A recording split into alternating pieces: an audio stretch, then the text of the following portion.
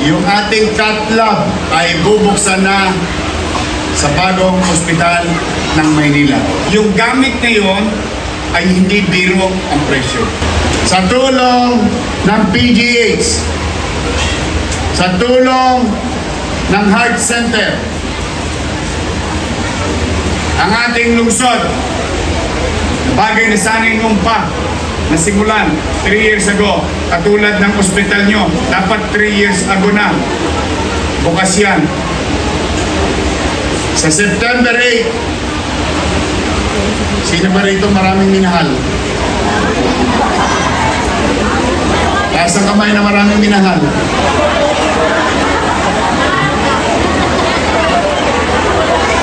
Baka barado na puso nyo. Sa September 8, yung ating cath lab ay bubuksan na sa bagong ospital ng Maynila.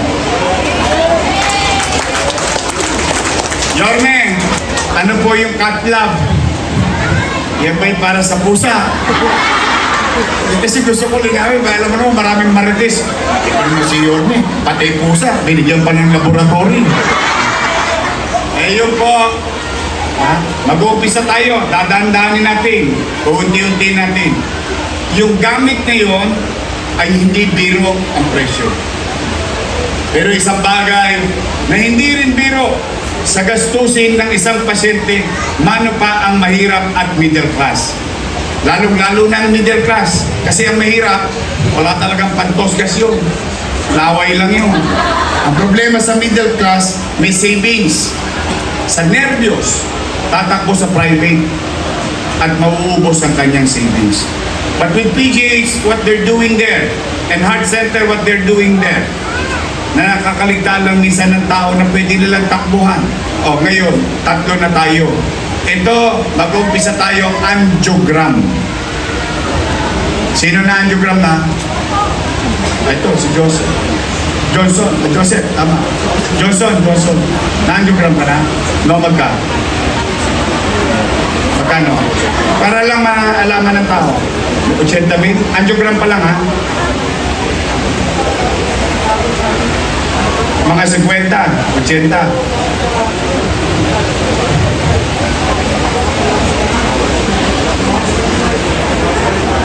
Kasama na angioplasty. Totoo po yun.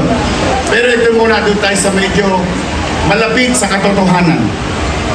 Angiogram alone will cost you about 30, 50, 80,000. Depende sa pasilidad. At loobin nawa ng Diyos through the help of PGH and Heart Center and other specialists in this country training our people. Magkakaroon tayo ng angioplasty. Ang angioplasty ay halos umabot bare minimum 300,000, 300,000, 500,000 at baka umabot ka pa ng 1 million. Tanong, sino may 300,000 dito? Sino may 500,000? Siguro lalo naman yung 1 milyon. At kung sakali, itong malungkot na katotohanan, yung magulang ang may sakit, kahit meron siyang 300,000, hindi niya gagastasin yun. Ipakakain na lang niya sana. Kaya lamang, o siya naman ang malalagay sa anakan. Yan ang tunay na katayuan ng isang mahirap na pamilya. Kaya, swerte kayo, swerte mga taga Maynila. Mababawasan na natin ang pila sa PGH. Mababawasan natin ang pila sa Heart Center. Dahil ang syudad ng Maynila ay mayroong ganitong pasilidad. So, abangan nyo yan. Kaya ngayon, pwede na kayong magmahal na magmahal. Huwag lang yung kapitbahay nyo. Now, today, again, to our partners, DOH, PhilHealth, national government hospitals, to corporations, individuals, walang sawang tumutulong sa atin. Sa ating mga doktor, nurse. Oh, napansin niyo ba, tahimik ang Baseco? Marami natakot dito nung ikino-duty ko dito eh. Hindi, huwag kayong matatakot. Tahimik ba Baseco? Tahimik. Parang alalanin kayo sumagot. Eh, ba't hindi tatahimik to? Naalala ninyo?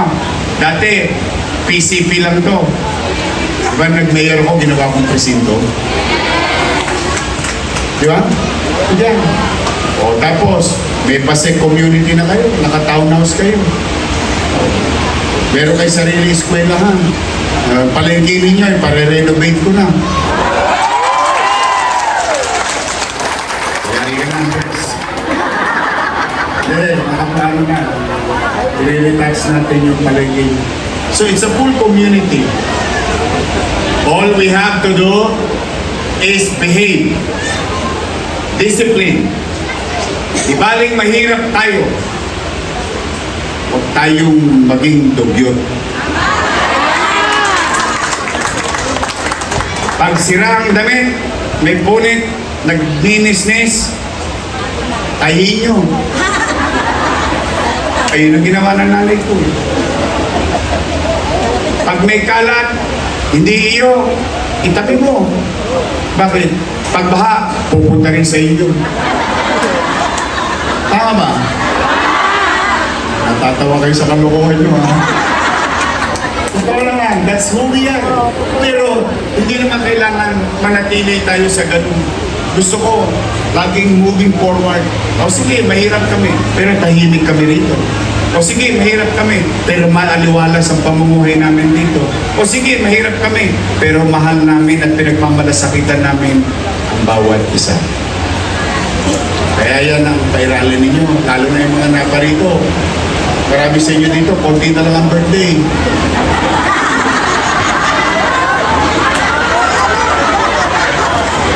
Okay, matakot, una-una lang yan.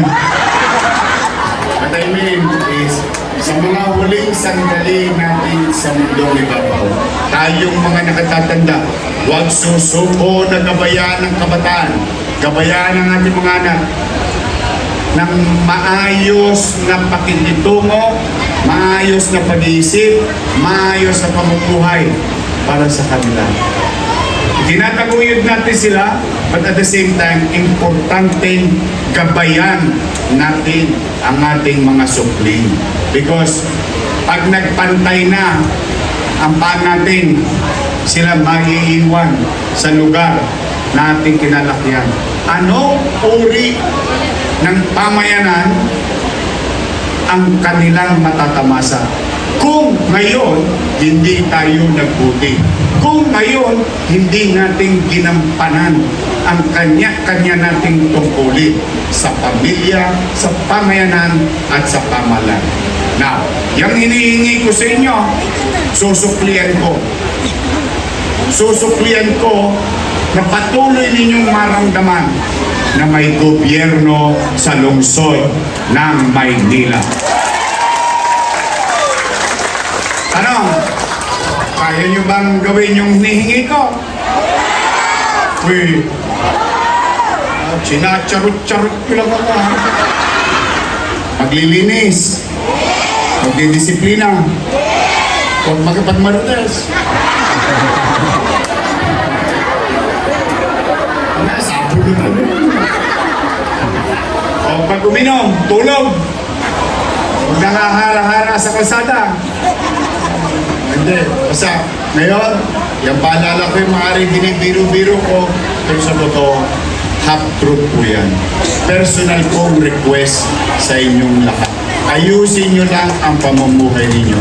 Sila, ipakita natin sa labas ng Baseco na welcome silang pumasok dito sa ating komunidad at ligtas silang makakauwi. Tama ba? Kaya? Pwede? Naman. Oh, so ngayon, iaalay na namin sa inyo to. Ingatan ninyo pag malasakitan ninyo. As we progress and partnering ourselves with DOH, we will go and achieving all those requirements for this facility at 50 bed capacity, 24/7 fully operational emergency room, centralized medical gas system. Wala nang mamamatay na koko ng nurse dahil nagulungan ng oxygen. Ang hirap po eh.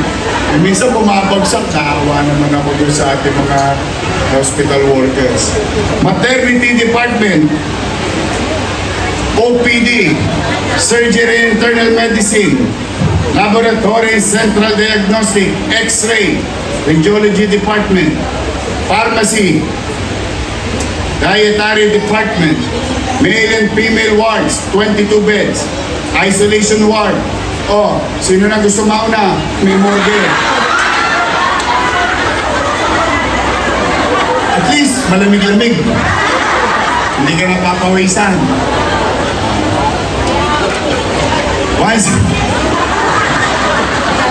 One service elevator for patient in bed. Hindi mo nakakargahin. Kaya, one passenger elevator with 10 persons capacity, emergency ramp, 7 nurses and 22 comfort rooms. Kalaunan, pag tayo nagbuti, bilang pamahalaan, o malay nyo, ma-achieve na natin, fully operational ang lahat ng yan under level 1 through the help ng ating DOH. Oh. Sino ang mga bumi?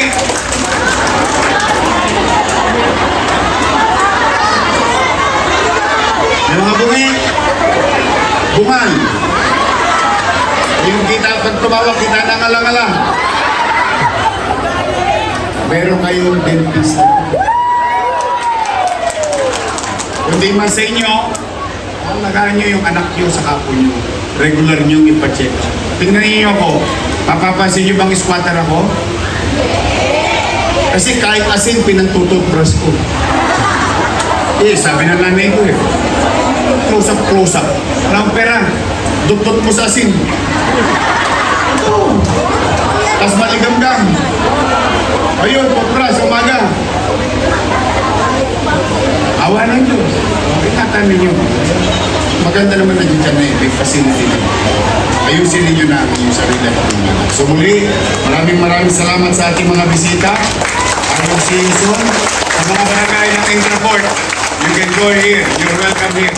So everyone, ito, kami ni Chi Atienza at ng inyong Konseho ng Maynila, Congressman Erwin Cheng, lahat ng mga halal ng bayan ninyo dito sa lungsod,